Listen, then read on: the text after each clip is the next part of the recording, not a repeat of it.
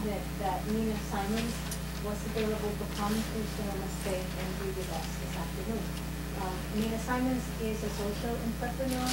She is the co-CEO and co-founder of Bioneers.org. And those of you that haven't heard of Bioneers.org, they call Bioneers the mother of all networks.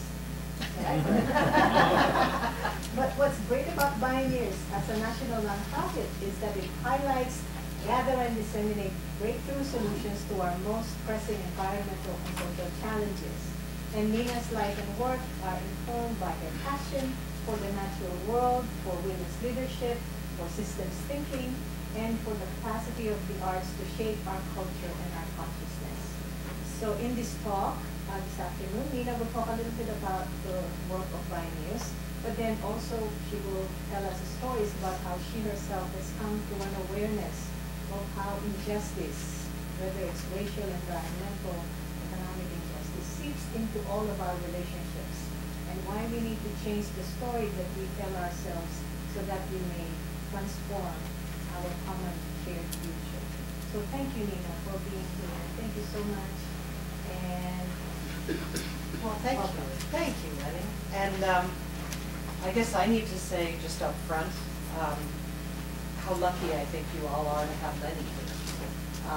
I don't know if any of you has read or not read her book, a book of her own, but I was fortunate enough to be given a copy this spring and found it just a really, really important piece of work and articulation around the process of how we decolonize our own minds and hearts to be able to participate in the unfolding of this new world in a fully present and capacity-full, resourced way.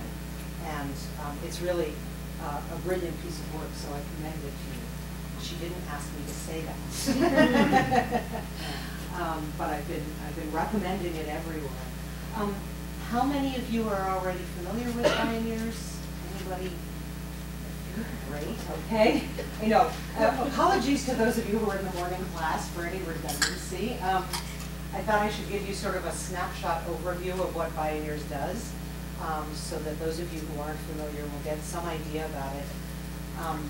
I am a person who came to this work from a real passion for the arts and how arts could change human consciousness.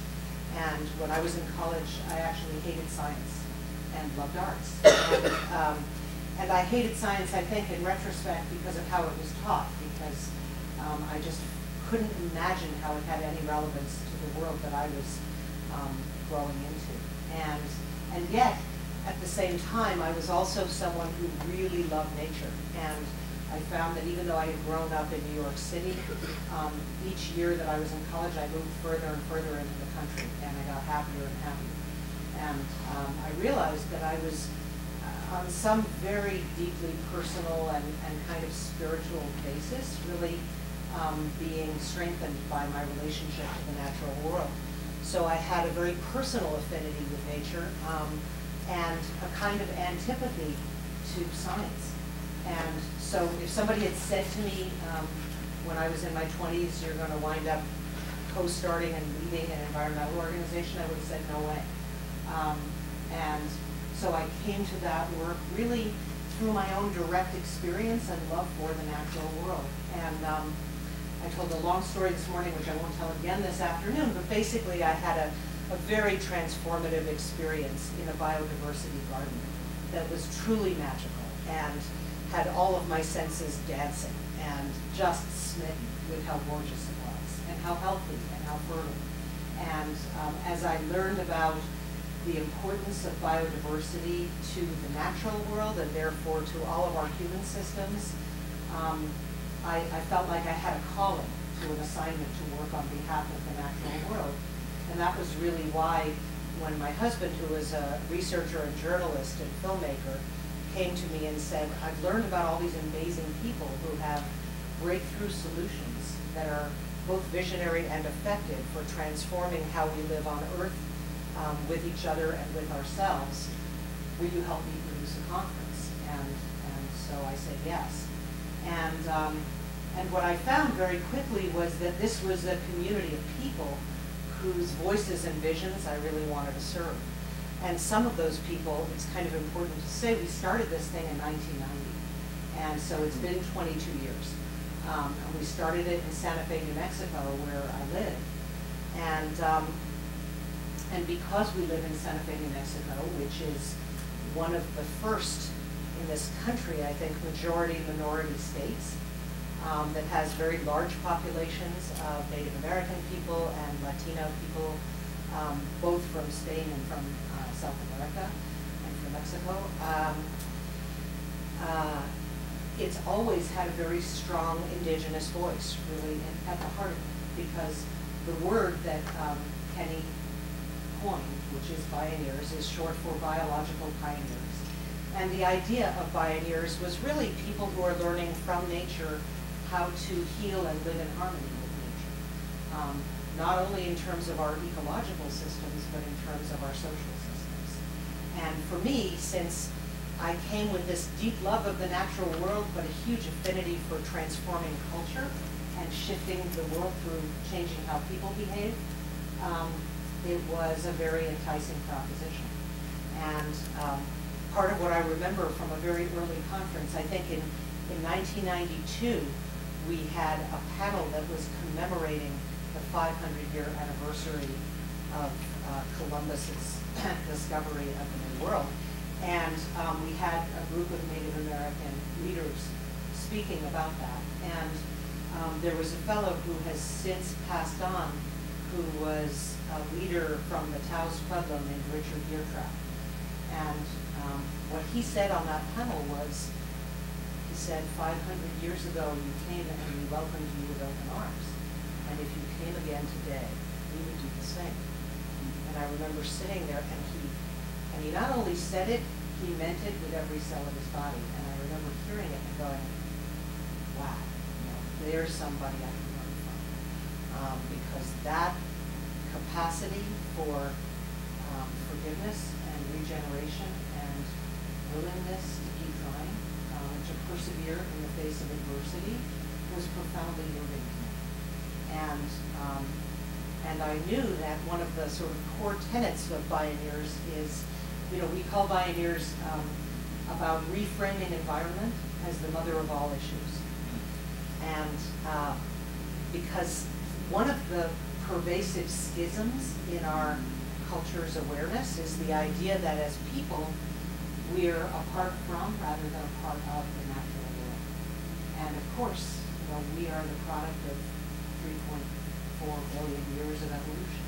And it's one of my favorite ideas recently, actually, from a friend of Rocky's, Andy Lipkiss, who says, here's a contrary story to the idea of deep ecology, right? Deep ecology has long said people are a cancer on the earth.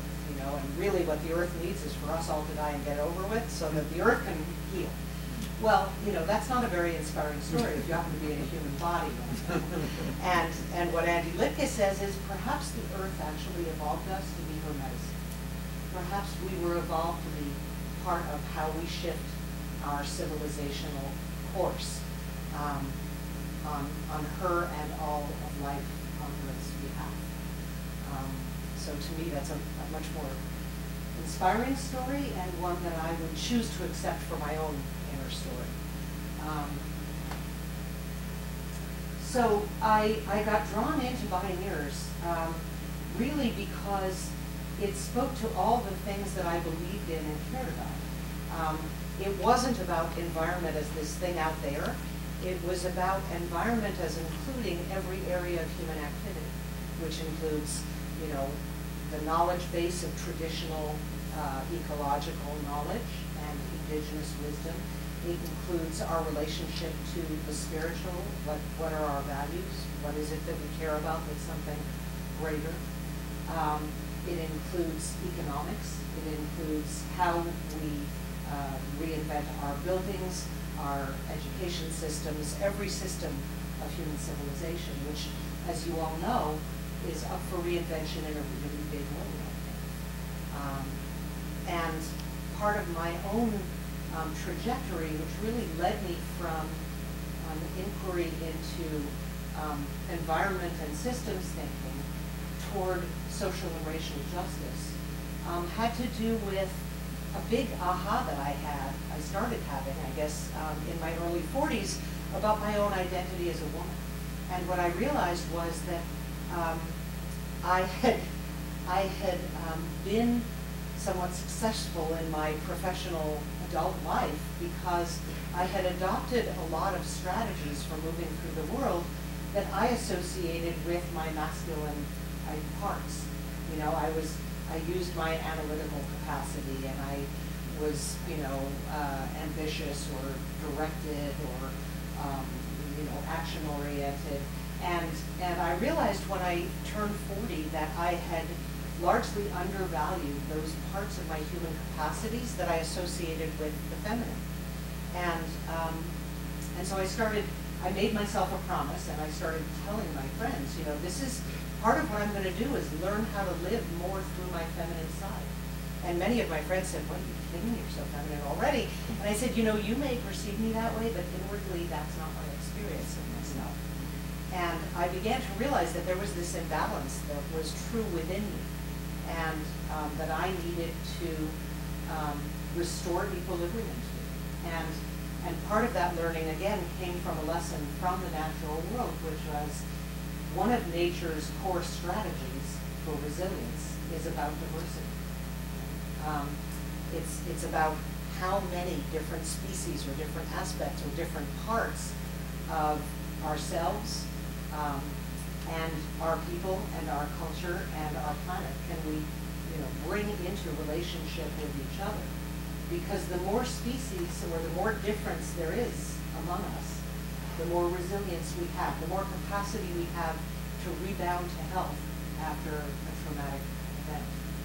And with the combination of climate change and species extinction and the increased toxicity of our air and water and earth, as well as our social systems, which are also increasingly toxic and falling apart in big chunks, resilience is a really important thing for us to cultivate at every level. And so that was the beginning of my own sort of exploration about diversity. It was oddly enough about gender, and about like if being the best human I can be or the most resourced human I can be means accessing everything along a spectrum from masculine to feminine, which I believe it does, then how can I strengthen my own capacity to have all those options available to me all the time, regardless of sexual orientation or what gender body I happen to be in at this moment, So for me, that's part of the journey that I think we as a species are on, actually, is to reclaim what does a healthy masculine mean, what does a healthy feminine mean, and how can we all access all of it? Because actually the time for separation has come and gone. and I think what's, apparent to most of us, if not all of us, is that the more we are factionalized as our societal inheritance has tended to make us do, the less power we have, and the less resourced we are, and therefore the less resilient we are. So that was a beginning for me. And Bioneers has always been designed around a model and a vision that is about the value of diversity on every level. And so when we program the conference, for instance, Bioneers has an annual conference, takes place in San Rafael. We have about 3,000 people that come to the conference each year. And then it's beamed by webcast this year to 23 communities and colleges and universities around the country. And it was available by free webcast, and we make radio series out of it that are going all over the world at this point and carried by about 400 radio stations. And we see a lot of our work as being about surfacing a new story and a new cultural meaning, because there's a lot of brain research and research may be familiar with the work of a guy named George Lakoff, who calls himself a cognitive linguist. And so he studies how language and stories affect human behavior. And basically, one of the things that he's really shown is that as human beings, we are hardwired for story. And when our hearts wrap around a story, no amount of facts that contradict the story will get us to change the story. So the only thing that gets us to change the story is a more compelling story. And it's a matter of reaching our hearts to change the story at least as much, if not more, than our minds.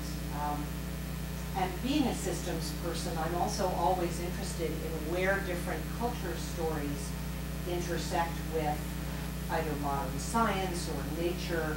And of course, there are a lot of indigenous prophecies, which, given the work that you're all studying, you would be aware of. But there's the prophecy from South America of the eagle and the condor.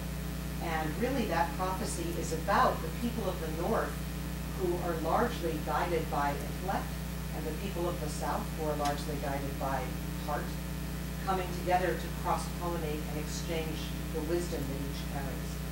Because there's a Native American saying that one of the longest distances you can ever find is sometimes the distance between head and heart. And that bridging that is a really important pathway to helping transform ourselves and our societies and the world. And so that head and heart connection was also reflected by, we have a colleague who's actually a Persian permaculturist who does brilliant work in Latin America. And his name is allyship. And we were talking with him about globalization and about what the North and the South actually have to offer each other. And he said, in his estimation, he said, something about the US still has something significant to offer on the global stage around innovation. There's something about this country, we don't know what it is yet, but there's still that Steve Jobs thing of, the big reinvention in the garage that happens. And so there's something about innovation and new ideas that comes from the North that's really valuable. But he said, in his estimation and in his experience, what comes from the global South that's desperately needed in the global North is the social technologies and the capacity to connect across difference toward greater purpose.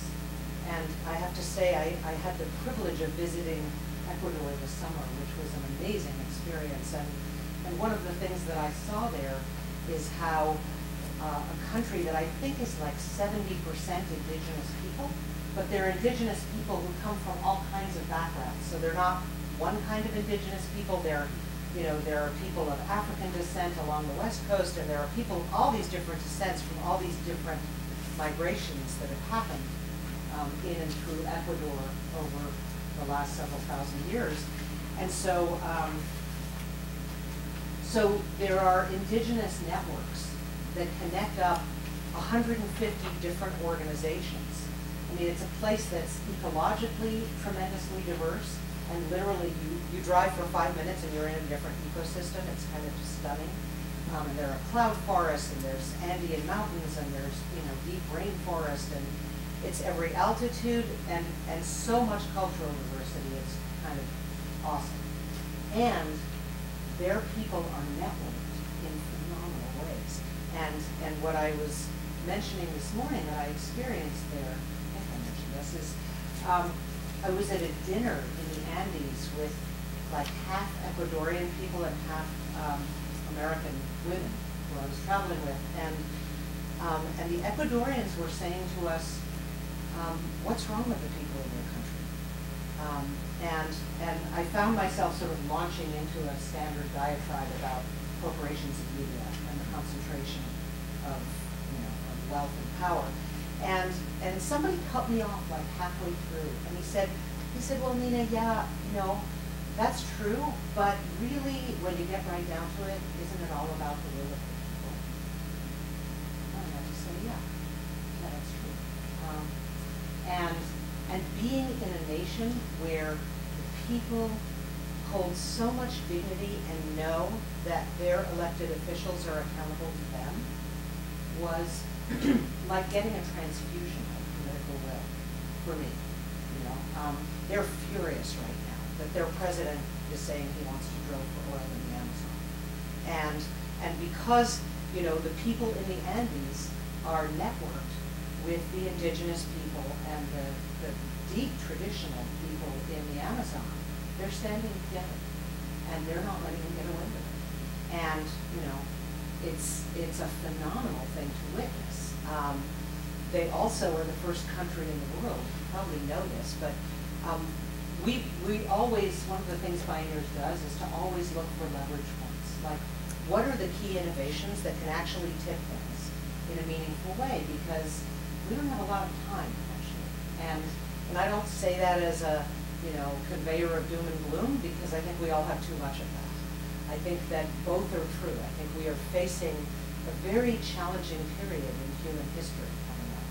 And it's going to have more disruption of more things that we're accustomed to taking for granted than I think any of us can quite anticipate.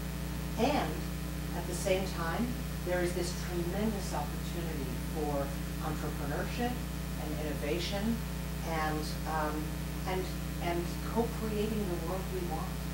And there's more openness, you know, coming from a country with the freedoms and the privileges that the U.S. affords us all is one big advantage.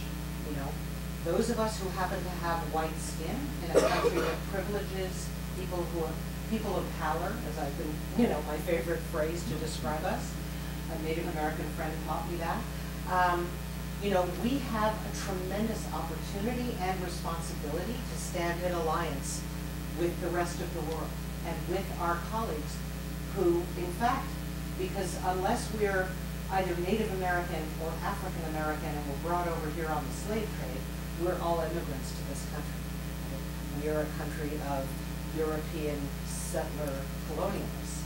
And it's kind of useful to remember that that's what we all are. And that, you know, as I'm sure you all know, I mean, race is a social construct. It's not biologically based, right? I mean, it was kind of stunning to me to realize that there can be much more different in the DNA between me and another person who's of Jewish Eastern European descent than between me and an African American man. You know, we could have much more in common in our DNA than me and another person from the same part of the world.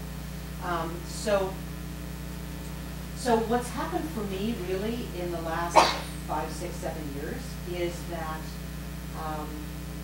my own sense of purpose in the world, I really, I was saying this morning, sort of embarked on a long quest to understand if each of our souls comes into this world with a direct assignment, which I believe we do have. And I believe that that direct assignment is a reflection of your very unique, particular gifts and loves and capacities. And that it's influenced and informed by the life we each live. That the opportunity to actually get in alignment with that assignment is tremendous, because it opens up more capacity for joy and renewable energy and a fulfilling life than any other pursuit I can possibly imagine.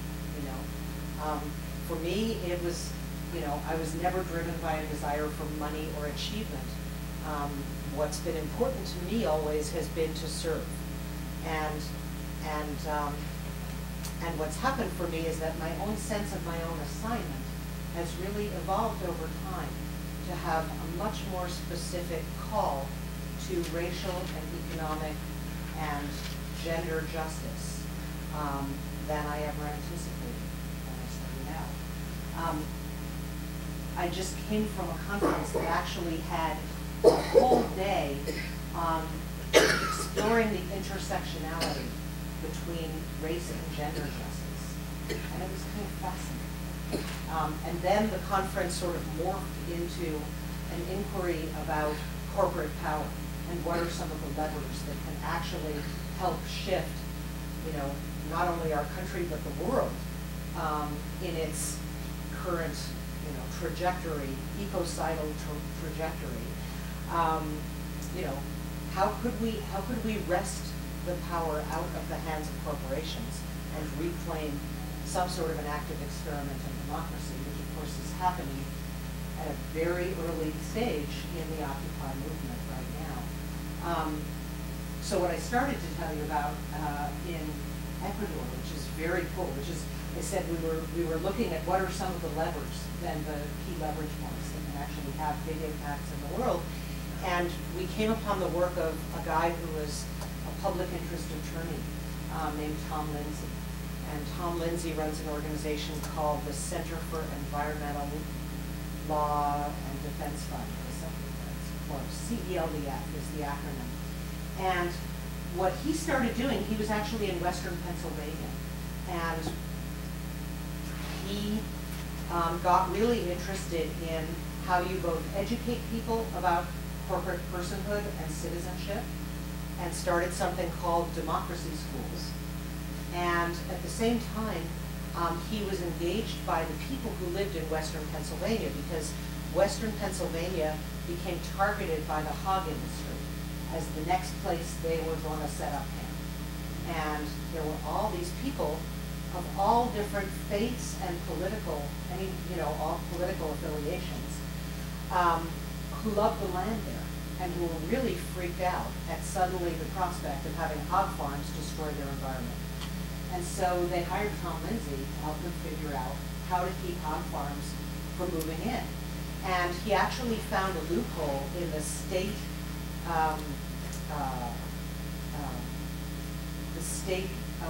laws that was able to revoke corporate personhood within that state, and he kept the hog farms from moving in. And so he's been on this very, intentional, he maintains that there hasn't really been an effective environmental movement in this country because effective movements drive laws into the Constitution. And we haven't driven any laws into the Constitution that are about protecting nature. And so his whole thing has been about the rights of nature. And if you embed, if you look back over the course of human history and social justice movements, women didn't used to be considered people under the Constitution. I just learned, there's a brilliant scholar by the name of John Powell, who I just heard speak recently, and I learned from him, this was fascinating, that the New Deal omitted blacks, Native Americans, and women. So the New Deal in this country kept all those people out. And he said, if you want to, he's actually drawing a correlation between race and the history of corporations and corporate personhood. And saying, if we want to shift the systems, as you were looking at in race and globalization, what we need to do is drive new laws into the Constitution. And we need to clarify, and we may also, so he's been advocating for the rights of nature, because as soon as nature achieves personhood and has rights, then suddenly every legal case has a whole different standing. Suddenly all of the basis upon which policy is formed shifts. It's one of those tricky leverage points that just has tremendous capacity and power. And so we started advocating for his work and the rights of nature through Bioneers years ago. And through that, the Pachamama Alliance learned about him. And through that, they brought him down to Ecuador. And Ecuador is now the first country in the world to have the rights of nature embedded in their national constitution. So, again, it's very new, it's very nascent, but it's tremendously exciting. And it's something that can happen all over the world. And so, let's see. So, Bioneers has been an extraordinary graduate school for me in that it's really taught me to have a systems lens and to look at social change, social and ecological change through a systems lens, always. And for me, what that's meant is that how I learn to stand as an ally with people of color, with men, with low-income people, with people with disabilities, with people who are discriminated against systemically in this society, is a practice that's been informed by that. And I actually just heard, there's an interesting guy named Paul Kibble, who's from the Bay Area, and he's done a lot of work as a male ally to women, who, you know, part of what I've realized is that actually women have an experience of injustice uniformly, no matter what race, class, or gender we are, just because we all come from a culture that has been informed by a patriarchal system. And it's had a bias, and it's nobody's fault, you know, it's not any of our faults. But we're all products of it. And it's just like, you know, a fish has trouble seeing the water it swims in. We've all grown up with these biases that are so insidious and so deeply embedded that I believe that as women, we all have a sense of what it means to get the short end of the stick and to not be listened to, or to not be as deeply respected in a dialogue with men, or when we're bringing our perspective forward. Similarly, as I've learned more through my own experience about race and class, but race especially in this country, what I've come to realize is first that women who are women of color don't only have the gender bias going against them, they have the painful experience of often being seen as invisible and not being actually related to in a dignified way for their humanity. Because of the race biases that are so deeply embedded in our culture. And so, for me, I've been through a very intentional process that's been like peeling back an onion skin of learning how to practice being an ally. And one of the things Paul Kibble said is that, he said, I've learned about being an ally that it's not an identity, it's a practice. Which was really great, because I've been learning the same thing about leadership. You know, I don't think leadership is an identity or something you achieve. I hope to be practicing becoming a leader and cultivating my own leadership until the day I die. And, you know, I hope that's true for as many of you as choose to take it on, because for me, one of the leverage points that I've learned about from Bioneers and David Orr's great writing and many, many other leaders is that actually what the world needs most right now is leadership. And it doesn't need leadership in the same way that we have inherited the definition of leadership that says leadership is isolating and arrogant and often damaging to the people around. And it has to be a charismatic, eloquent person who has a lot of force of personality, and it's always from the front of the room, and it's typically quite self-sacrificial. But to say, I think we are all co-creating a new model of leadership. And you know this, you know that I picked this anyway if you're reading the Moonrise book. That, you know, for me, what I realized was if leadership is one of the things that's most needed to transform our systems in the world today, then we need a model of leadership we can all wholeheartedly aspire to. And who in their right mind would wholeheartedly aspire to the model that we've inherited? It doesn't look so good. And it doesn't look like a life any of us would want to lead. And it doesn't look sustainable. And it doesn't even necessarily look very effective. So let's see. Should pause for a minute, just check in. Is this all making sense? Is it resonating in terms of what you're learning about? Are there any questions so far, or shall I just run on? Anybody? All right. So for me, that articulation of learning to be a good ally is actually a practice rather than an identity. And part of what that means for me is that it means remembering how much I don't know, and remembering to be humble, and remembering to listen at least as much as I can, and hopefully considerably more. There was something else that I wanted to cite from these notes. Let me find it. Give me one sec.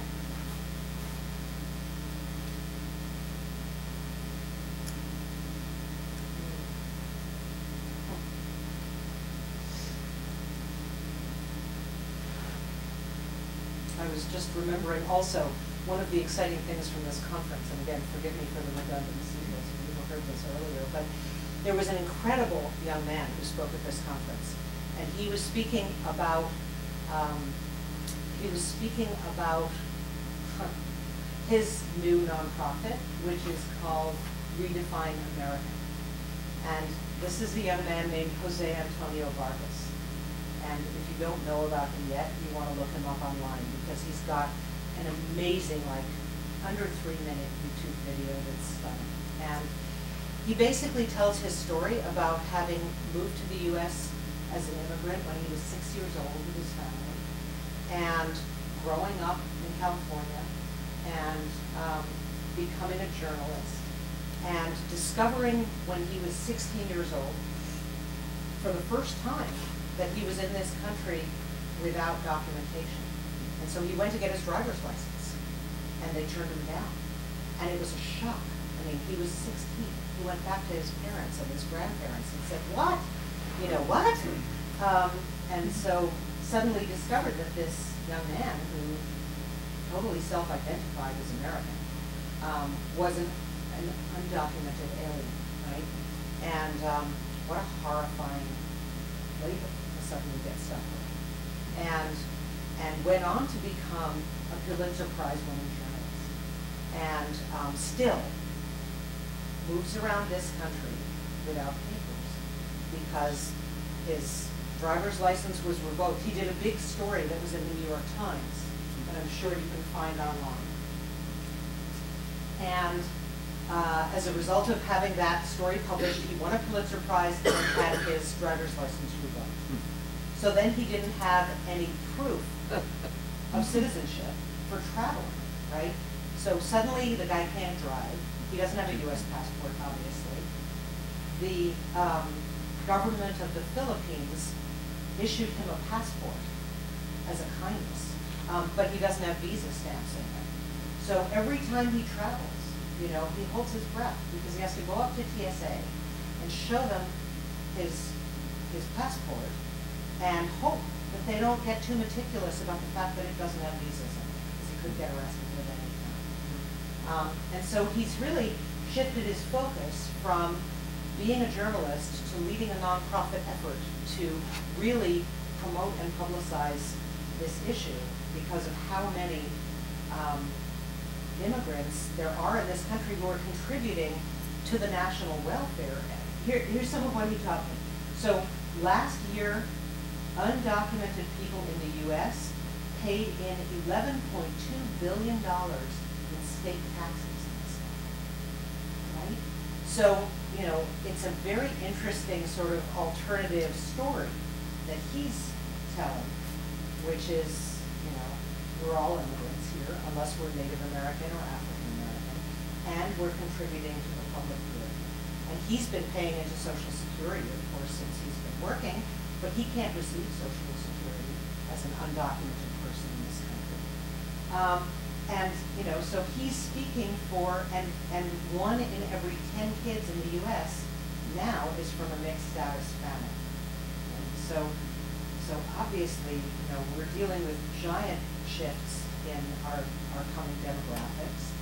And I was remembering what I was looking for, which Paul Kimmel talked about, that I thought was great. It was a beautiful articulation about allies. He said, you know, the first question is, what do you stand for? What are your values? And the next question is, which we tend to ask ourselves less, is who do you stand with? Because actually the question of who you stand with is really important. And, you know, what's true for me is that I stand in a really deep alliance with the natural world. That on some level, nature is my sanctuary. It's my place of renewal. It's my place of deepest learning. It's where I feel a connection to something that's spiritual, because I grew up without any religious training or faith, and in fact in a very sort of atheist, agnostic environment. But I knew from a very early age that nature was really important to me. And that, you know, as I went on my quest to understand my own assignment, or my sense of purpose, one of the things I had to recognize was how profoundly it affects me when I read about whales getting stomach cancer from the amount of plastics in the ocean. I mean, it's like a physical hurt to me. And similarly, you know, I told a story this morning about a big kind of racial justice awakening that I had when a woman who I cared really deeply about, who had grown up in inner city Detroit and was an African-American woman leader of a national environmental justice movement, who was in one of the women's leadership trainings that I co-facilitate. She had an asthma attack in the middle of the night, and we were in a faraway place, and I knew absolutely nothing about what to do for her. She didn't have an inhaler with her, and I didn't even know how dangerous it was, but when I walked into her room and experienced her in the middle of this asthma attack, I knew that her life was being threatened. And I was terrified. And partly, you know, I knew that since my mind didn't have answers, I needed to source what to do from other parts of myself. And I found myself holding her and rocking her and singing to her and breathing with her, and eventually we got through the crisis. And I don't have any illusion that I was the reason for that, but when we got through it and I sank down on the floor next to her bed, I realized that I was weeping almost uncontrollably. And I didn't really know what my tears were about. I mean, I knew that I was really relieved, and I knew that it had become very, very personal to me how she got through this and that this woman survived. And what I realized in that moment was that no matter how many years I had known about the unjust siting of our most toxic industries in inner city communities of color, and no matter how many years I had known about the injustice of environmental health, of people in low-income communities of color having much higher incidences of heart disease and asthma and diabetes, I had known it all from the privilege, from the distance that my privilege afforded me. You know, I had known it as this, like, this is something I've got to help change in an abstract way, in a conceptual way, in a way that was principally informed by my mental knowing. And when I had that experience with her, it cracked my heart open. And it became realer to me in the deepest part of my humanity that injustice was something that I feel called to stand to change, and to stand with her and communities like hers to help make that change. And another thing that I mentioned this morning, and again, apologies for redundancy, but I think it's kind of important to say is that in the course of my own learning about racial justice, you know, when I did my very first diversity training, I remember having this attitude that was like, well, I don't need this. I grew up in New York City, and I love being among diverse people, and I have lots of friends who are people of color, and I don't need this. And I feel actually a bit embarrassed that that was who I was then, but I also feel really understanding that that's where we all start out, that actually we all come from our own personal experience. And if you happen to be born into a society that privileges people of color and normalizes that if you have white skin, this is what life is like, then it takes some work to actually be able to see the world through other people's eyes and through other people's experience.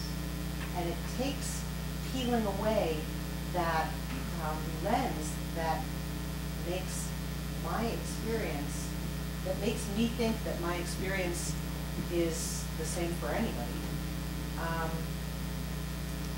and something that helps pierce our hearts, to increase our, you know, what Jose Antonio Vargas said was, part of his work right now is to increase our empathy quotient, you know, and there are some brilliant writers doing a lot of work on this right now, because again, it's not about what our heads know. I mean, it both is and it's bigger than that. I think our challenge is to be storytellers and change makers in such a way that we can reach each other's hearts. Because, you know, I love, one of the metaphors I love from Bioneers is, there's this woman, Janine Benyus, who teaches a field called biomimicry. And, you know, she says, what if we could be like birds that carry seeds in our feathers that help increase the fertility and the diversity of the natural world? What if instead of carrying seeds, we're carrying stories that help transform culture? So, you know, that's one of my big theories, is that we are story carriers, and we all are indigenous to someplace. And part of our challenge is to grow our own sense of indigeneity, because those of us who are relative newcomers to this land actually, you know, have a way to be deeply connected to place. I think indigeneity is really about connection to place. And what I found was that even though I grew up in New York City, when I first visited New Mexico, I fell madly in love with that place. And it was a completely irrational love. You know, it was just something in the land spoke to me so deeply. And I knew that being in that place, maybe because it has a long indigenous tradition of relationship between people and the land, maybe because of the light, maybe, I don't know why, you know, and I don't really care very much why. What I care about is how much I love it, and that I have a real investment in that place. And even though, you know, I come from a lineage of Jewish people who have actually had a very long, long history of getting ostracized and persecuted and run out of place after place after place around the world, I'm starting to wonder whether part of the gift of that ancestry may be about how we carry culture on our backs, you know, how we carry a sense of culture and connection to indigenous roots that's transportable. Because we're all transplants from somewhere, pretty much everyone in this room, I imagine. And so we have both a connection to our ancestral roots and a connection to this place, which is this place that we call home. And, you know, for me, there's a very exciting nexus between how we're reinventing democracy and what economy means, and how we understand money and commerce, and how we relate to ourselves, each other, and the earth, and how we restore our ecological systems, which are, in fact, in many ways reflect our economic systems, or our economic systems actually reflect our ecological systems. Well, both, they probably mirror each other. But in order to transform and heal our relationship to one, we have to do the other. And so, you know, I happen to be a relationship-focused gal. I really believe that the work ahead is very much about how we find our way into healthy relationship. And I think it has to start with our relationship with ourselves. You know, I don't know how many of you find this, but I sure discovered early on that I was much better at criticizing myself and beating myself up than at recognizing what I was good at. And that was a place where I went, ooh, how can I stand for racial and economic justice if I'm still busier hurting myself and inflicting violence on myself inwardly than at recognizing my gifts and capacities and encouraging my own flourishing in the world. So I think, you know, I think we all come from a legacy that knows more about blame and shame and judgment than about finding the sacred within ourselves, each other, and everything, and co-creating a new narrative and a new unifying field that can help us co-create a future that can not only be sustainable, but restorative, regenerative, and purposeful and joyful. The other thing that I mentioned this morning was that Some of you may have heard of a guy named Van Jones. He's a social justice leader, very articulate African-American leader who in an early talk at Bioneers said, you know, hope is at the crossroads between environment and social justice. You know, we are all, we have all inherited a culture that tends to divide us rather than to unite us, right? It has much more invested in seeing how we're different than finding common ground. That's another really core piece of the Occupy movement, I think, is how do we find common ground? How do we find common ground across faiths, across political spectrum, across economics, across all the differences, whether they're gender or race or ethnicity or class, that divide us. Because what I saw with Bioneers, you know, at the very beginning when we started Bioneers, we thought, well, if we bring together people who are working on restoring oceans and people who are working on river restoration, surely they'll know each other. And, you know, it'll be sort of a reunion.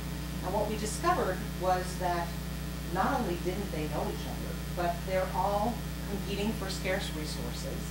And because of the nature of our social systems, everybody's operating in silos and in pigeonholed little areas.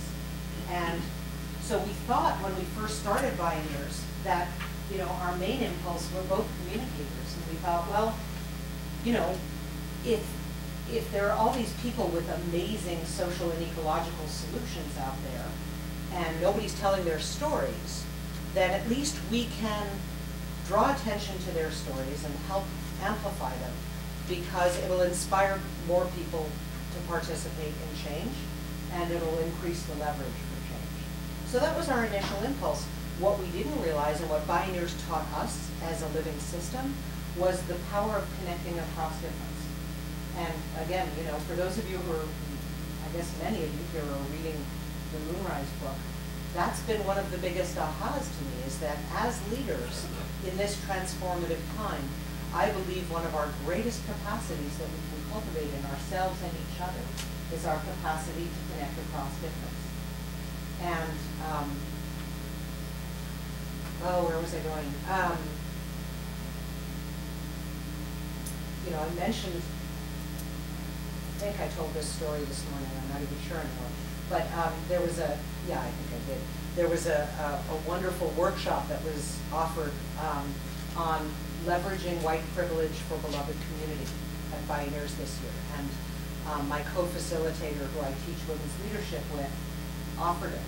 And we got a letter. This is one of the most gratifying pieces of feedback I could have ever imagined. We just got a letter last week from a white couple who had come from Santa Rosa and participated in the conference and taken that workshop. And, you know, one of the things that Toby said in that workshop was, if this experience of getting a glimpse of beloved community, right? I often find that as activists, one of the things, in the same way that we tend to be harder on ourselves than we know how to be kind to ourselves, as activists, we tend to focus on all the bad stuff that we need to be against. And the problem is, where is the focus on the vision that we're heading towards? And for me, as I embark on, and as I get deeper and deeper into the work on racial justice, what I find really compelling as a vision is the phrase that Martin Luther King coined of beloved community. Because the world that I'm working towards is a world of beloved community. And it's beloved community not only across race, but across gender, across age, across ability, across sexual orientation, across all those things that divide us. And it's a vision that aspires to cultivating in ourselves and each other the best of what each of us has to bring, with the knowledge that each of us has a totally unique and specific assignment. That's, you know, I can't know what's right for anyone else. I can barely track what's right for me. It takes a lot of attention and care to actually keep one foot going in front of the other and following my own breadcrumbs as well as I know how. And I know that we need the leadership of all of us to shift the system. I'm going to tell you about the Santa Rosa couple, and also just mention, I mean, again, I don't know how much of this may be redundant to the reading you're already doing, but for me, one of the really core learnings has been that I can't just work on this in a personal context, or in an interpersonal context, or in a structural context. I actually need to work on all three at once. And that was something that was really brought home to me by a wonderful woman reader named Rinku Sen, who leads a group called the Applied Research Center, which is a great organization that's working on racial justice and the new narrative and new media. And she said that in her research, what she had realized was that people tend to think, well, I have to do my personal work first. And once I'm done with my personal work, then I can engage at the structural level. And she said, you know, the problem with that line of thinking is that the personal work is a lifetime journey. It doesn't end. You don't get to a goal. It's not like, it's a practice, not an identity, right? And but therefore, if you think of it sequentially, you'll never engage with the structural stuff. And the truth is, the structural stuff is so damaging to the good of all of us, to the whole, to the transformation into a green economy that we need to have.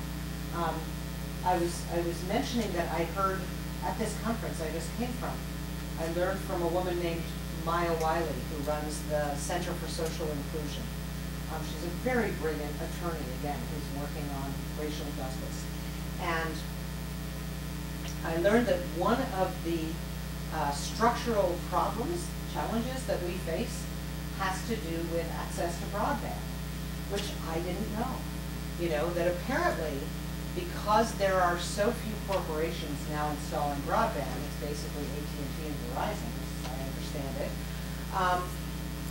they are not installing broadband in low-income communities of color in this country. So there is a huge racialization of access to broadband, internet. I mean, this is in this country, right? And the transition into a green economy actually relies on access to internet. So there are ways that systemic worldview is all connected, and that it's manifests so vividly.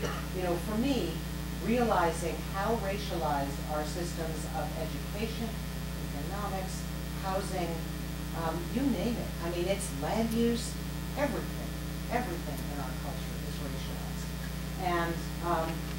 And so it's been just a giant process of awakening for me to keep learning into how can I bring myself as a capable and committed white ally to transforming those systems of inequity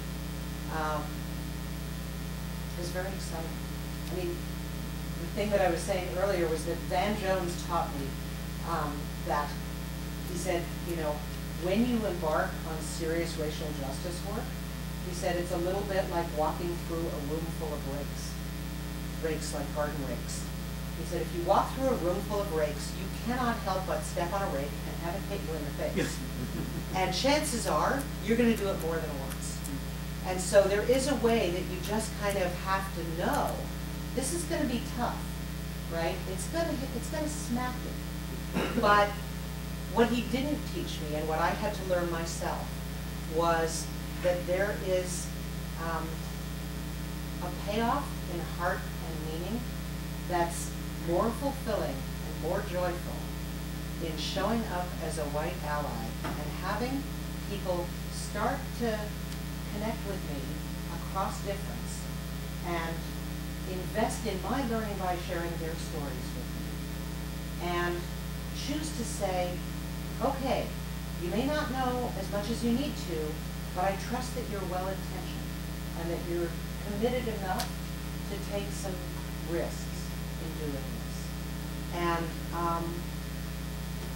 I could never have imagined the degree of fulfillment and meaning and joy that propels me in this work. And that's sort of the bookend to what Van Jones said. Is, yeah, it's a room full of rakes, and it's more worth it than I know how to say.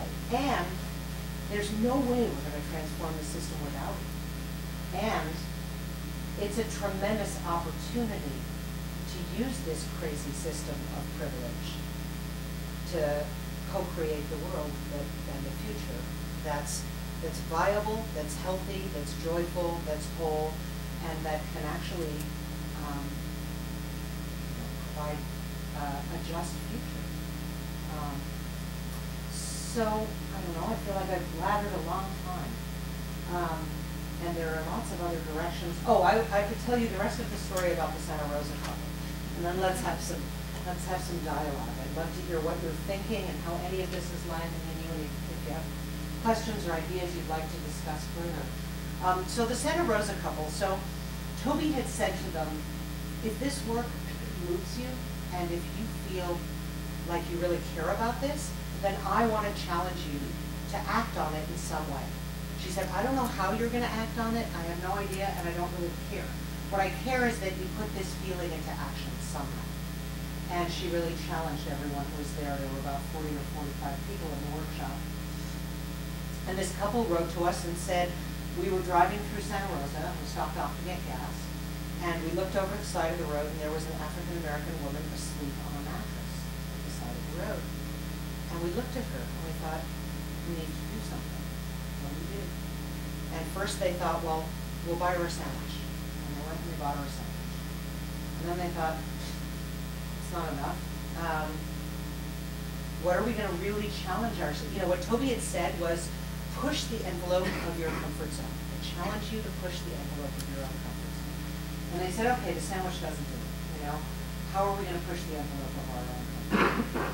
And so they wound up waking her up and talking to her and hearing her story and discovering that, you know, like them, she'd raised 3 kids and she had grandchildren, and up until relatively recently she was gainfully employed.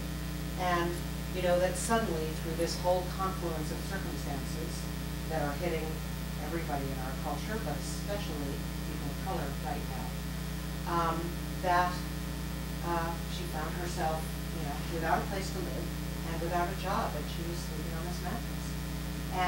And the woman wrote to us and she said, we had this incredible moment where we just looked into each other's eyes, and I knew that she was really the same as me, and that, you know, there but for the grace of God go I. And they decided to put her up in a motel room and really engaged in her life.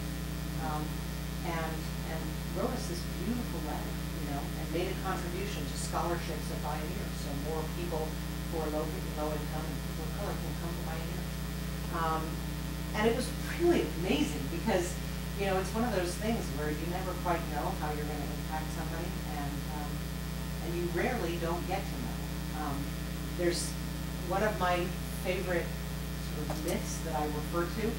You know, I didn't talk about this that much in the morning class, although I should have. But you know, I've been on this quest over the last 5, 6, 7 years to understand what of my Jewish lineage actually informs my sense of who I am, or my sense of assignment, of my purpose. And I realized that even though I wasn't raised with any religious training, when I was very small, our parents took us on civil rights marches, and they took us on peace marches in DC. And so there was this feeling of like, yeah, you participate in changing the world. That's just part of what you do as a good human being. You know? And I thought that's really interesting. You know, I wonder if that sense of justice is part of a Jewish heritage. I don't know. I mean, it's one of the questions that I'm running into. But there's a beautiful Jewish teaching story that says that that at any given time in the world, there are 36 people who hold the world together. And they hold the world together because of their caring about strangers and their compassion for strangers. And the thing about these 36 is that nobody knows who they are, and they don't know who they are. And And not to mention, you know, the incarceration scene. And I mean, there's all kinds of systems we could be talking about within the context of race and globalization. But I don't know what most interests you. It's all looking for your leadership. And I hope, you know, I hope some of what I've said has helped inspire some spark in you to want to actually get into this work, because it's so needed and it's profoundly important and amazingly fulfilling and joyful at the same time as it's painful and real. But you know, that seems to be the challenge of the world today, is that it's painful and there's a lot of death going on, and there's also a lot of new world being born at the same time. I think just like in the natural world, you don't get regeneration without death and birth happening simultaneously. And because we have a culture that tends to be really phobic about death, we need to let some of the old structural parts fall apart. And it's good that they're falling apart. I had, actually, one thing I'll close with. I had an email from a woman who I love, who's a dear mentor of mine, and she's in her mid-70s, and it was just before Bioneers, and I was really kind of getting freaked out by, you know, periodically people always ask me, how do you remain hopeful? And I don't always remain hopeful. I don't know how anyone can always remain hopeful, but it was a moment where I was really kind of disoriented by the acceleration and degree of bad news that I was getting. And in that moment, I got this email from this woman friend whose wisdom I really, really trust. And it was a very short email. She said, Nina, isn't it great? The quickening? I can feel it happening everywhere. This is what we've worked for years. And isn't it wonderful? And I knew, you know, this is not a fake Pollyanna-ish. This is a woman with deep soul. And it was a really beautiful reminder to me that, you know, there is a lot of chaos and unraveling in this time of, you know, what Joanna Macy calls the great turn. And it is and can be disorienting. And I think part of our challenge is to cultivate our own leadership and our own resilience, and to recognize that we're all making a choice every minute about whether we focus our attention on the world that's dying or the world that's being born.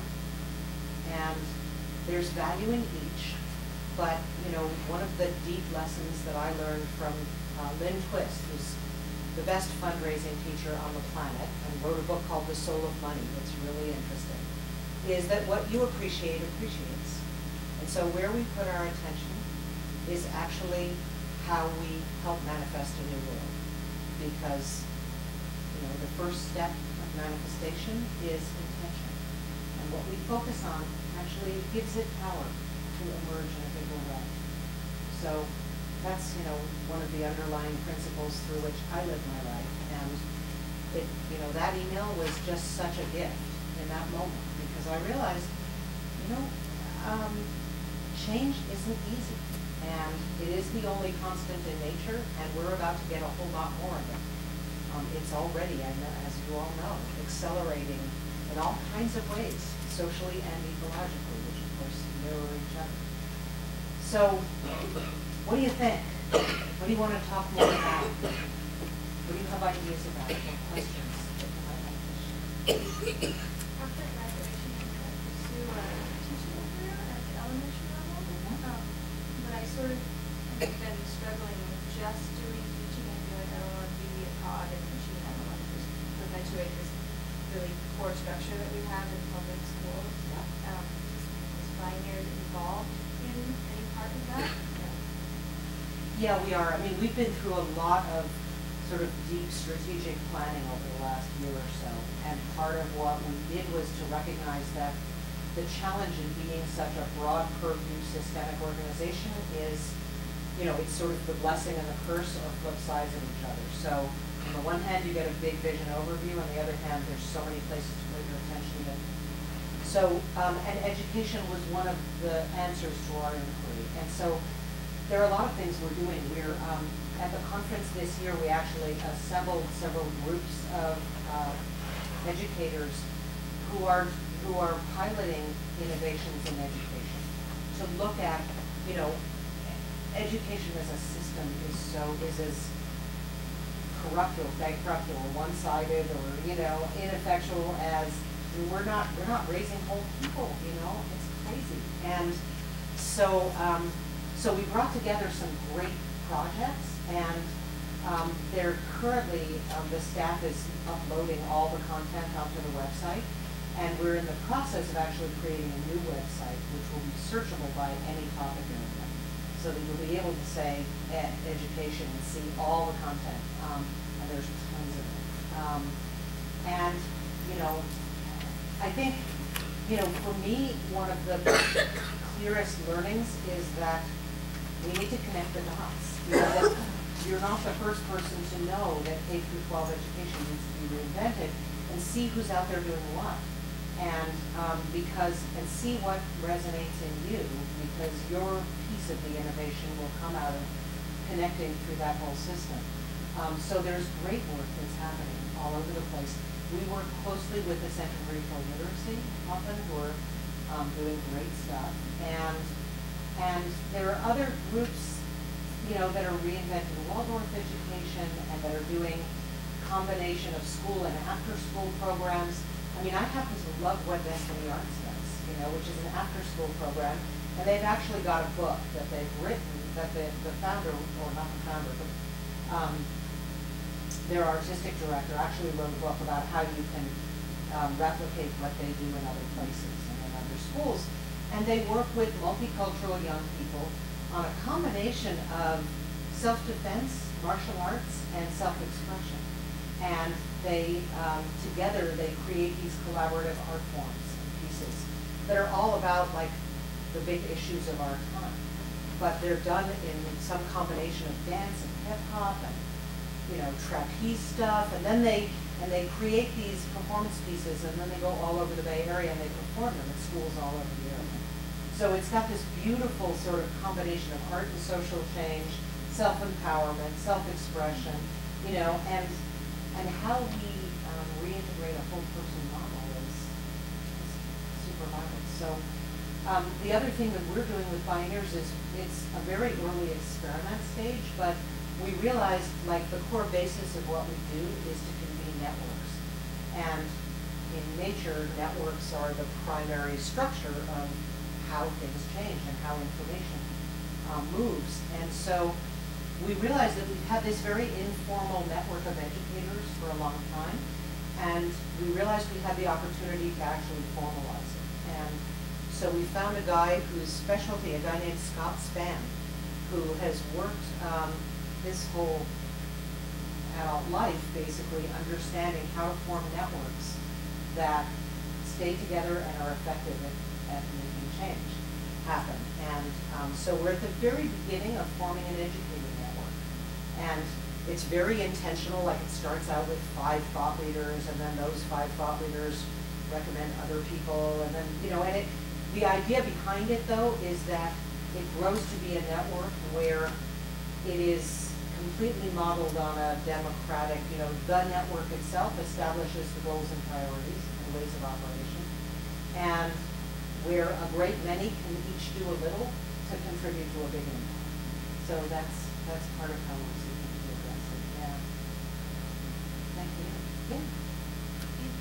That was a great answer, because I had a similar story. I got my master's in art education, because I wanted to be an art teacher, and then I cut all the programs. Right. So now I'm heading more in the medicine direction.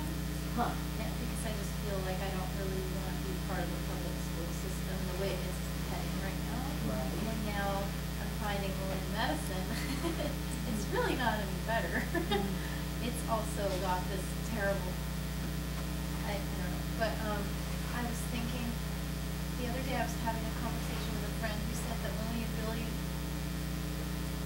way to change things on a larger level than local or community or grassroots is law. And I thought, oh God, well, is that true? What is your opinion of the legal aspect of changing things as being the highest level of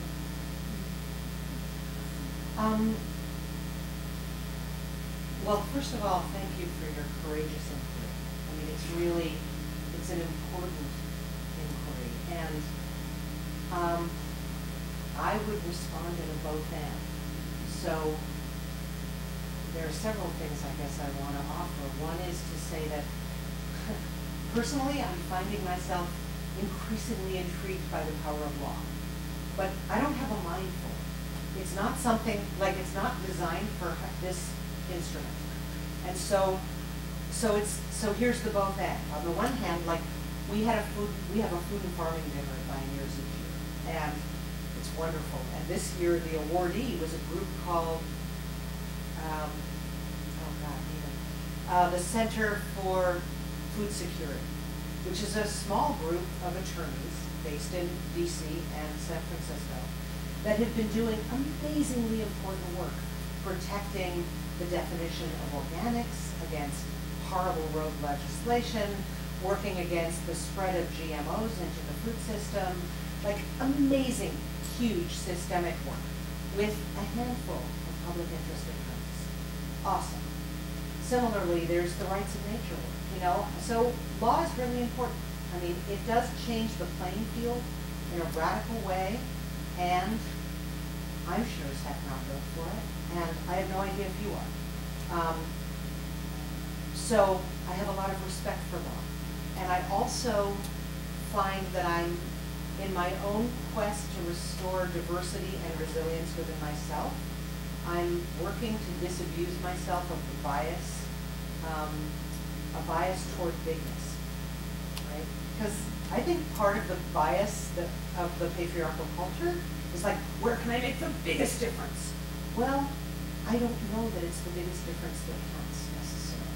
I think some people can, and there are ways that I still feel called to that. Like, you know, what I've discovered through doing this work with women's leadership and convening 20 women at a time is I've discovered how much I crave depth. And actually, you know, bigness and depth don't always go hand in hand. And it was very profound for me to discover this late in my life the power of intimate connection to create change on a one-on-one or a one-on-20 or a three-on-20 level.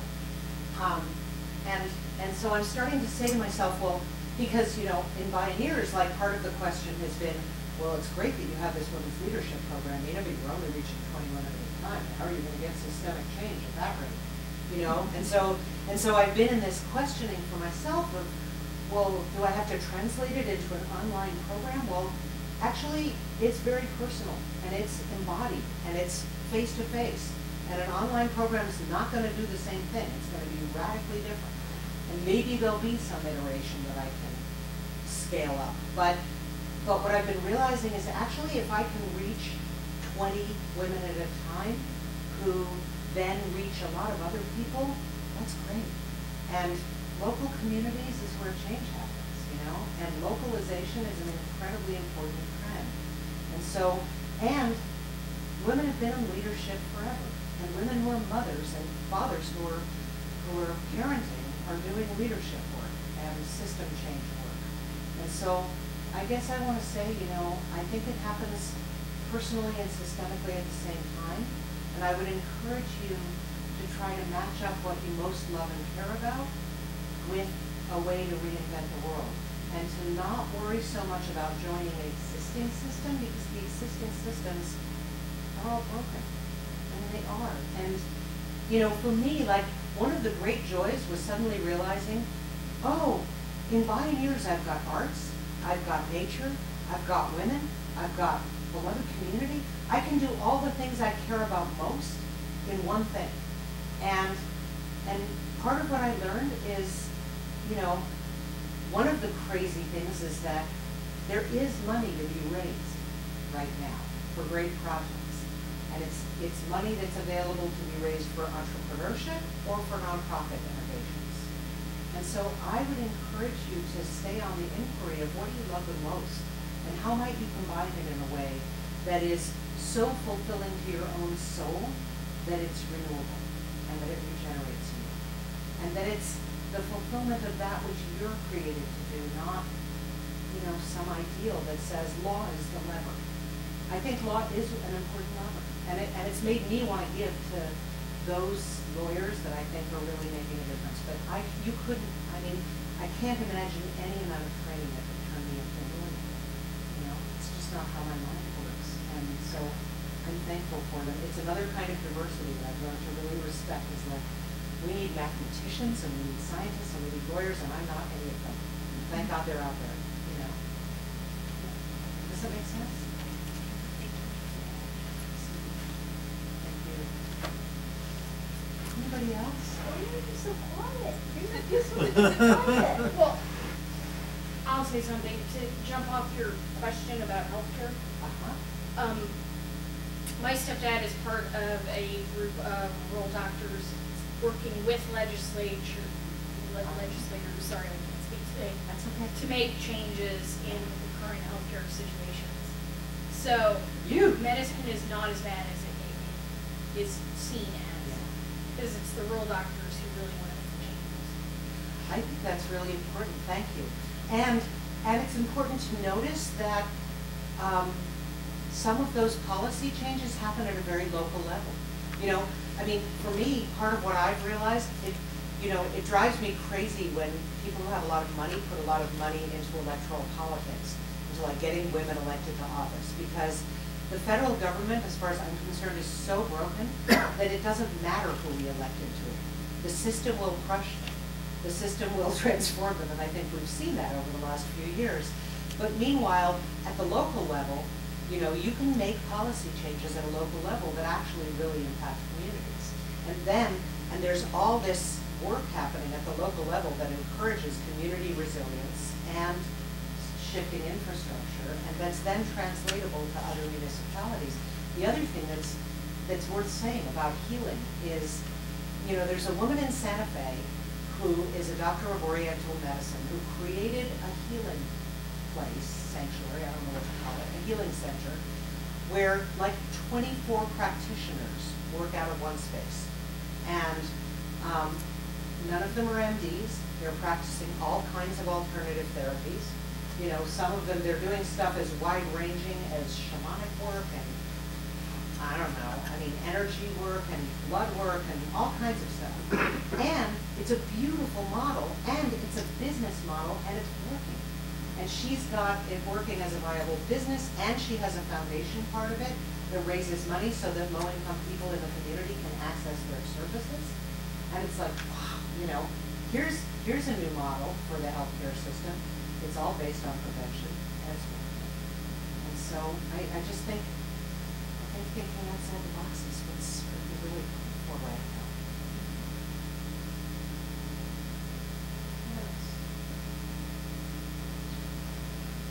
I want to comment on when you started out, you were talking about leadership and how it's sort of not a static or just identity. And it occurred to me, I heard somebody long ago talk about love and saying, you know, it's actually work. And I think that applies as well for leadership. Yeah. Well, I think that's interesting. And, you know, I often look to Indigenous cultures to inform where our culture needs to head. And, you know, I remember learning from a woman named Rebecca Adamson that in her native language, which is Cherokee, there is no word for the love of an object. Anybody who loves an object is considered insane in the Cherokee tradition, right? Right? And isn't that interesting? Like, you can't love something that's not alive, right? But of course, they have aliveness everywhere in their culture. So yeah, I think, and also interestingly, I just heard this brilliant native scholar talk about, she was asked to talk about the relationship between reverence and resilience. And what she talked about was, she talked about an Indigenous relationship to time, and how our relationship to time is one of the leverage points that we could shift that would transform almost everything in our culture doesn't know. Now, it's a big one. I don't know how you do that exactly, but it feels somehow related to, you know, this shift from like nouns to verbs. And, you know, we're all all works in progress, right? And I think it's part of the insanity of a patriarchal culture that imagines that you can go to college and be finished when you're 20 or 21 or 22. I mean, I remember thinking how insane that was. I had no idea what I was supposed to be doing. You know, and I've realized since that actually I'm so thankful for Bioneers as my graduate school, and that, you know, I don't feel grown up or complete now. I feel like I'm always in process, and it's a very complex world we're living into, and the opportunity of now for me is to not only each find our way to becoming a central character in our own story, but to each become the author of our own story, right? And the co-creator of the world, which is really what we have the opportunity to do. And it's kind of amazing, huge, can be daunting, but tremendously exciting. And yeah, so thank you for that. It's beautiful. Yeah. I was kind of wondering whether you see any connection between Bioneers and the Occupy Wall Street movement. Where do you see that going? Is that something that you see as an allied movement? Is it something that has potential to really kind of come together and transform things? I mean, I know that much of that is you know, shares similar goals in terms of the equality issues of equity. I'm not hearing a lot about the environment in terms of that. But have you thought about that, and have you reached out, or have they reached out to you? Or? You know, honestly, first of all, what's true about Bioneers is that having been pretty chronically trying to do more than we have the capacity to do, we don't have a lot of bandwidth to initiate and reach out. I mean, it's just true. And I've been thinking a lot personally about the Occupy movement over the last week or so. You know, I think we thought about it organizationally a little heading into the conference. It's certainly aligned in that, you know, it's all about building power. It's all about people actually reclaiming the sense that we can and must reclaim our own authority. And that, you know, the worst myth that's been perpetuated, I think, by the corporate state is the myth that we can't make a difference and that we don't have the power to change things. And so for me, that's the most exciting promise of the Occupy movement is both this very active experiment in democracy, because we are experiencing a failed experiment in democracy on the one hand, and so let's start again and build it from the ground up. Because actually, we could be holding our elected officials accountable right now. And we're not, you know. Not enough of us are even voting for them to take us seriously. I mean, it's pretty wild. And there are a lot of structures in place that are prohibiting people from feeling that they have the authority to change things. So I think I've come to see, you know, I've developed a sense that any silver bullet solution is suspect, and that there are a lot of amazing efforts going on, like an ecosystem, that are emerging through all these different sociological niches that include, you know, Jose Antonio Vargas's Redefine American movement to mobilize immigrants, and a lot of other immigrants' rights movements. And you know, one of the things that was tremendously exciting at Bioneers this year was we had a woman from the United Steelworkers do a plenary, and we did a panel of union leaders. And the union leaders, you know, another was from the SEIU, and it was very exciting because I didn't know that much about union history. And what I learned in the introduction to the Steelworkers Union woman, to her plenary, was that you know, the concentration, if you chart the concentration of wealth in this country and the decline of unions, they directly correlate to each other. You know, and all of these human rights, workers' rights advances that were actually achieved through unions. It made me want to be part of a union in a way that I never have before. And what was exciting was You know, we have a board member who works on something called the Blue Green Alliance, which is looking at, again, how we create alliances between labor and environment. And all these union leaders said, we had no idea this existed, Bioneers. This is really important. We want to clue our whole membership into this because they ought to all be involved here. So, I mean, I think we have a lot of alliances. I'm not trying to skirt your question, but only to say that, you know, for me, Bioneers is about shifting the culture.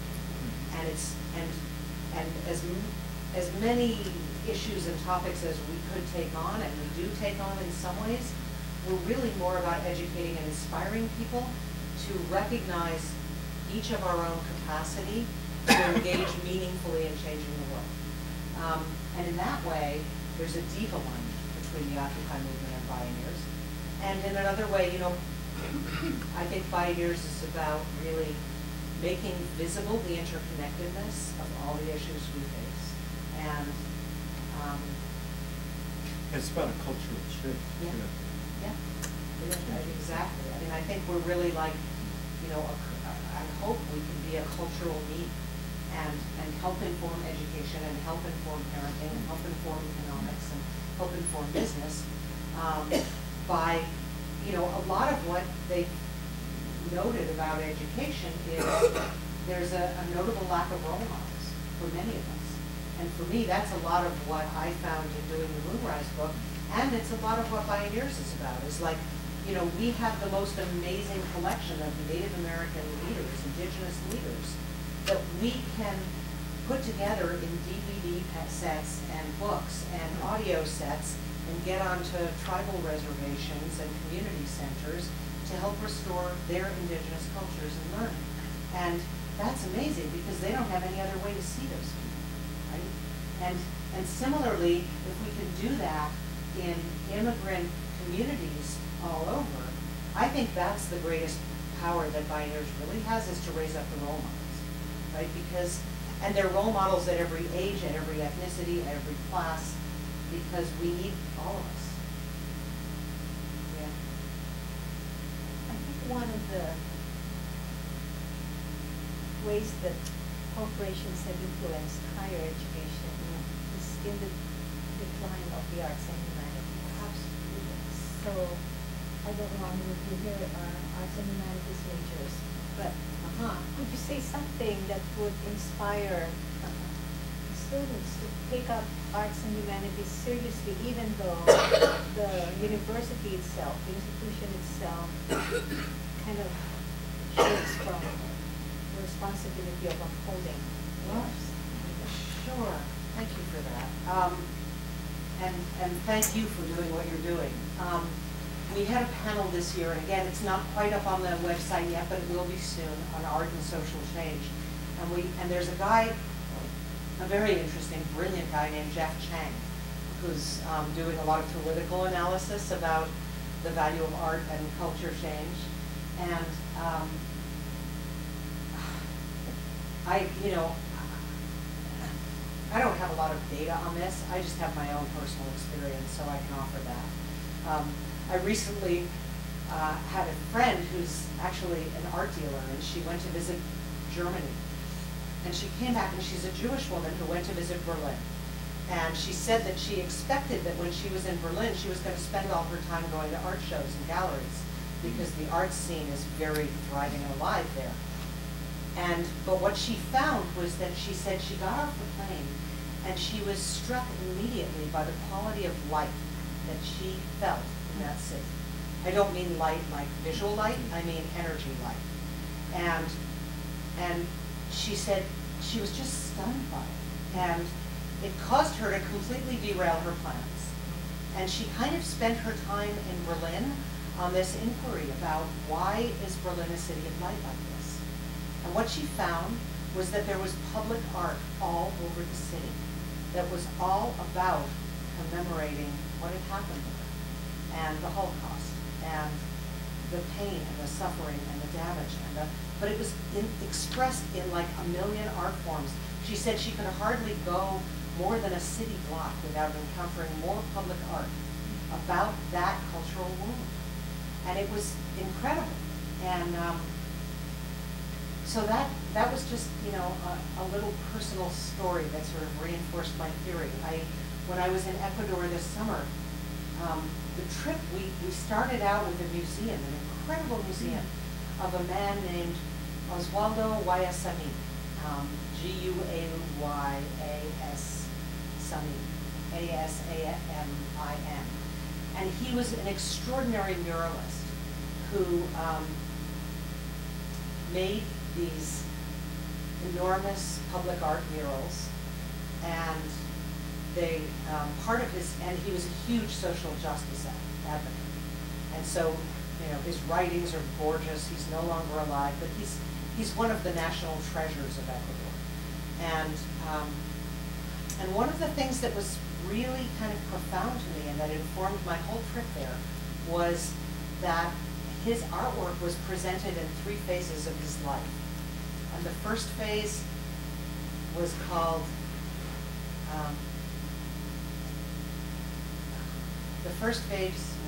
the Age of Rage. And it was murals that were like Guernica, you know, that were about the devastation and the silver mining and the incredible injustice and the violence and the damage that the people there have endured. And the next phase was called The Trail of Tears. And it was all about the sorrow and mourning of both the ecological and social damage that had occurred there. And the third phase and last phase of his life was called Tenderness. And it was these exquisite paintings and murals of mothers and children and babies. And really, he said that if humanity has a redemptive capacity, it's in that creativity and tenderness. And I was just really moved by that, because then everywhere we went, we were traveling on an inquiry about social justice and environmental health and indigenous culture. And we stayed with Quechua people who are reclaiming their indigenous culture in the Andes. And we had incredible examples of resilience and tenderness in, you know, a community where they said, we were a group of women on this trip, and so we met with the women in this community, and they told us that they had discovered that there was a direct correlation between when men went drinking and when they hit their wives. And apparently, this is a correlation that has been noted and established almost everywhere in the world, right? I mean, it's just not a surprise. What was surprising was that this indigenous community of about 150 families who are very mindfully reclaiming their indigenous roots. They're growing their own food, they have a whole eco-village tourism thing going on, and it's very beautiful what they're doing. And what they told us was that once they recognized that correlation, they basically met in a community-wide meeting and decided to close down the saloon and that the men would stop drinking. And the women who were women philanthropists and activists that I was traveling with were women who had traveled all over the world and who were very active on behalf of gender justice for women. And they were stunned, they were jaw-dropped. They said, you know, this same correlation exists everywhere, but nobody's just had a community infrastructure that was capable of deciding by consensus on their own, we're just going to stop doing this because it's more important that we love our women and that we stop hitting them and creating that kind of violence. And as they were telling us this story, you know, that the man who was the leader of the community was like stroking the hair of his wife, and she was stroking the black dog next to her, and her daughter and her husband were like stroking each other. I mean, it was like rife with tenderness. It was just so moving. And, you know, and similarly, we visited indigenous people in the rainforest, in the Ashwar communities, and there was tenderness there too. So, and it was all about creating culture through arts and expression, you know, and they're all weaving and throwing pots and, you know, so I'm really convinced that part of how we restore the world is through arts. And there's another woman you may want to look up because her video is so beautiful, and her name is Lily Ye. And she's a Chinese-American artist who started her work in Philadelphia with something called the Village of Humanities. And she started working with homeless people to create mosaics. And she wound up creating a community rehabilitation project that changed the whole community and was, you know, has been acknowledged by the Clinton Initiative and all kinds of stuff. And then she decided to move her work to be global. And she went to Rwanda. And, you know, somehow these people get the funding to do what they need to do. I mean, I guess that's the other thing that I want to say to you is please don't let your vision for yourselves be too narrowed by what you think is financially feasible. Because it doesn't take that much to earn a living and to be able to support your dream. And if you are passionate about it and you believe in it, you know, Lily Ye went to Rwanda. And she went to Rwanda to this site of unimaginable genocide to create a temple for healing.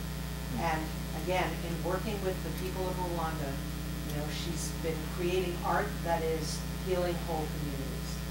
And so, I mean, I just think, you know, arts are so needed to transform the world. And the other piece I was going to say about corporations and education is we realized recently that, you know, the global alarm about climate change started being sounded in the early 90s. And the people who listened the most were the corporations.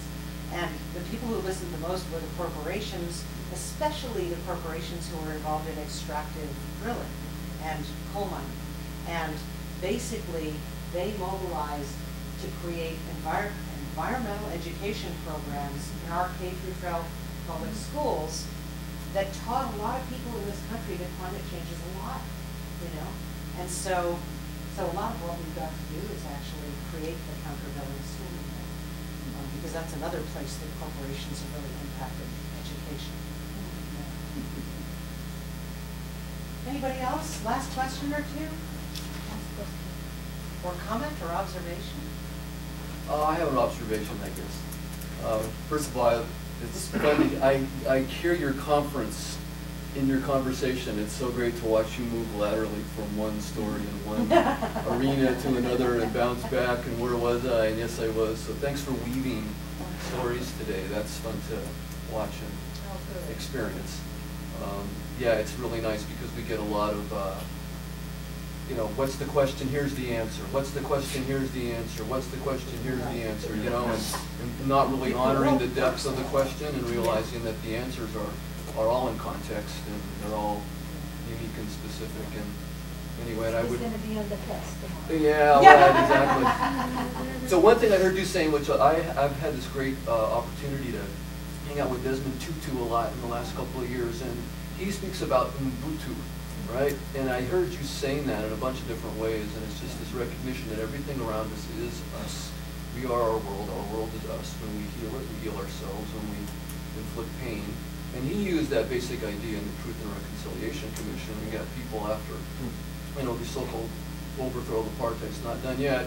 But anyway, shifting all of that, and I thought, wow, if this guy with this idea can help people who have so much polarization get together and work towards a common unity, that, you know, there is this opportunity. Yes, it is. We are made for goodness. I think, and when we hear those stories and see those and have those things affirmed within us, or as we as young people choose life paths that are about our inner voice and not responding to what's around us, we follow that goodness, then things come to you from your world. You'll be in a sympathetic resonance, and yeah, things you could never imagine could achieve will happen.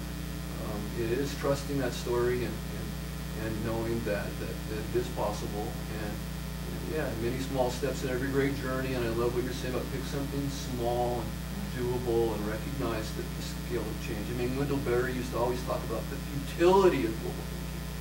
You know, he was off that we thought about the big problems because it would just paralyze us. So yeah, the main thing I want to say is thank you for all your perspectives and your stories and the way you present. And all that, and yeah, for being a resource for all of us in this room down the trail. There's so many great things that Bioneers already put up that we can pull from when we need to be fed when we're in one of those moments of, screwed up. Go visit the website. You know, Well, feel a it's little good bit to- better Yeah, thank later you. on because of all the Yeah. stories that are there, that Well, are our stories. Thank you for that. And we're in the middle of, there's a website that's bioneerslive.org that actually has all the plenaries from this year's conference on it. So you can watch all of this year's plenaries now there. And there's also a ton of our video going up on Vimeo and YouTube. So you can just go onto Vimeo or YouTube and search for Bioneers. And what's interesting and exciting to me is that you can scan a whole mess of them and find something that's about arts and something that's about healing and something that's about food systems or racial justice or whatever it is that you're most interested in. And it's just really useful to see that there are people doing this stuff and to get inspired and get ideas from them. There's also one specific offering. So if you go onto the Bioneers website, there's a beautiful panel that's that you can get a free audio download of, and you can get it through the Bioneers store. And if you go onto the Bioneers store and then search for the name is Hanmin, Hanmin. He does amazing work in low-income communities that's about building resilience. And what he does is he uses a tool from the psychology world. And he goes into low-income immigrant communities in this country, and he asks them to show him using a sand tray. You know what a sand tray is? It's like, imagine a little sand space with a lot of plastic figures of everything, from trees to horses to animals to people to whatever, right? And furniture, and he asks them to map their communities using a sand tray. And so they reveal to him what the infrastructure, the social infrastructure of their community is, so that he understands how to work with them to help strengthen build power in their communities. I mean, it's this fascinating thing of like, who'd have ever thought that you could take this psychology Jungian tool and apply it to inner city low-income communities building resilience?